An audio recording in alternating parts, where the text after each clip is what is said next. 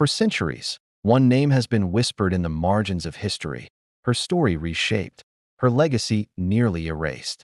Today, we're pulling back the veil on one of the most misunderstood and misrepresented figures in history, Mary Magdalene. Who was she, really? Was she merely a follower, a repentant sinner as tradition has often painted her? Or was she something far more significant? The evidence, hidden in plain sight and buried in the sands of time, suggests a reality so revolutionary it was intentionally forgotten. Join me as we uncover the truth about Mary Magdalene, the woman the church tried to forget. Let's start by clearing up the biggest misconception. The image of Mary Magdalene as a repentant prostitute is a powerful one, but it's not biblical. It's a composite character, a myth created centuries later. In the year 591, Pope Gregory the Great gave a sermon where he merged Mary Magdalene with several other unnamed women from the Gospels, including an adulteress and a woman who anointed Jesus' feet. Just like that, her identity was rewritten. For over 1,400 years, this became the official story. It wasn't until 1969 that the Catholic Church officially corrected this, admitting that there's no scriptural evidence to support this portrayal. But by then, the damage was done. The image was cemented in art, literature, and the public consciousness. So, if she wasn't that woman, who was she?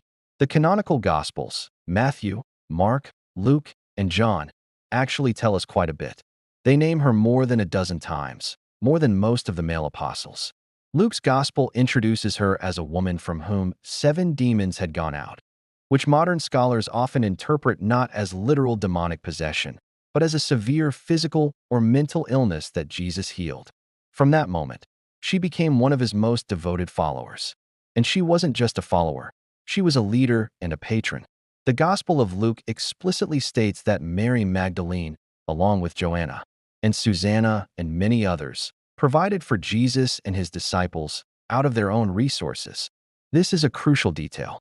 In the patriarchal society of first-century Judea, for women to be independent patrons, controlling their own funds, and traveling with a male teacher was incredibly radical. It tells us that Mary was likely a woman of means, influence, and immense courage. She wasn't just tagging along.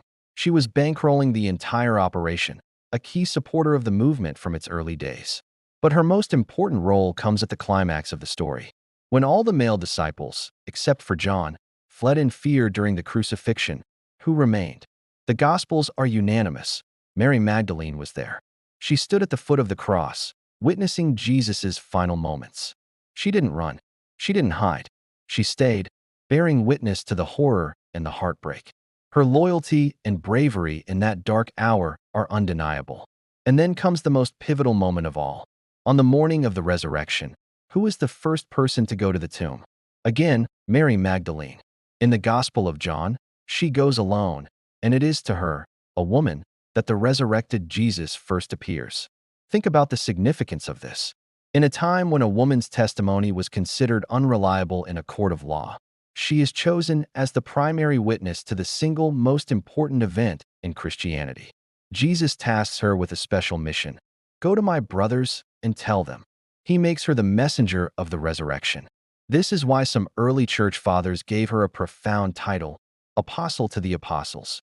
She was the one sent to announce the good news to the official apostles themselves. She was the first evangelist. This is where the story gets even more interesting, and where we have to look beyond the canonical Bible. In 1896, a remarkable text was discovered in Egypt, the Gospel of Mary. This text, believed to have been written in the 2nd century, presents a radically different view of Mary Magdalene.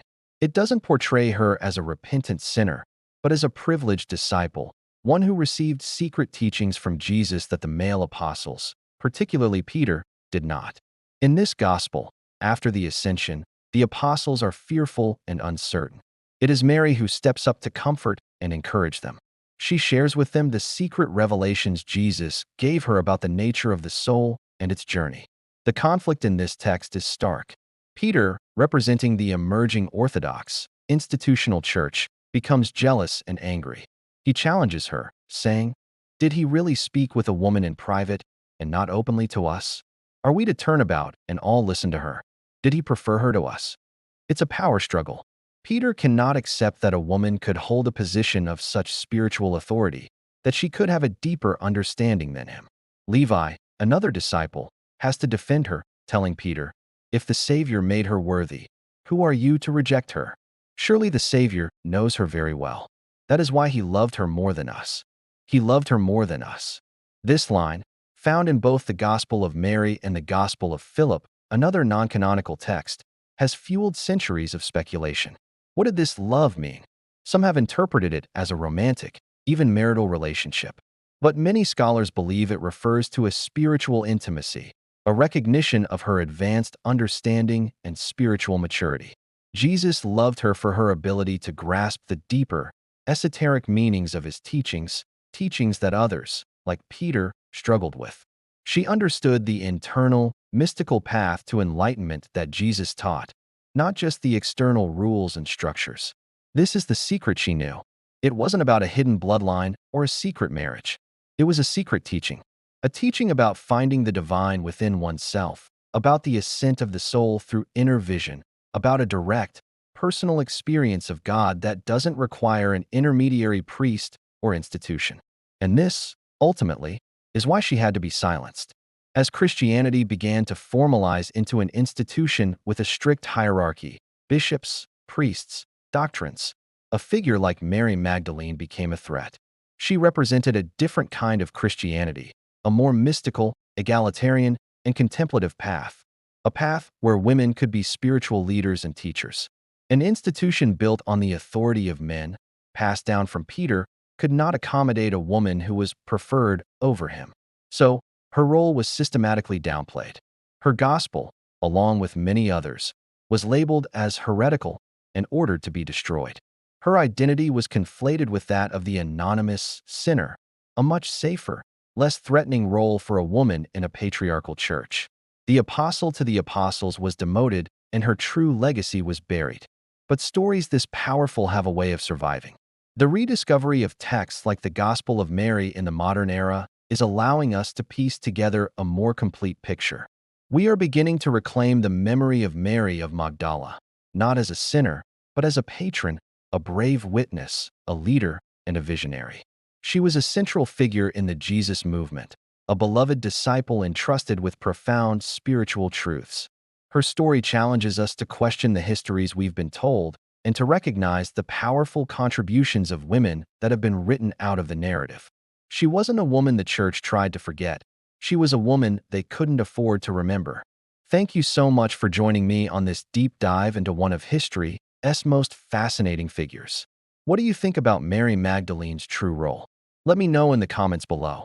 And if you enjoyed this journey into the past, please don't forget to like this video and subscribe to the channel for more hidden histories.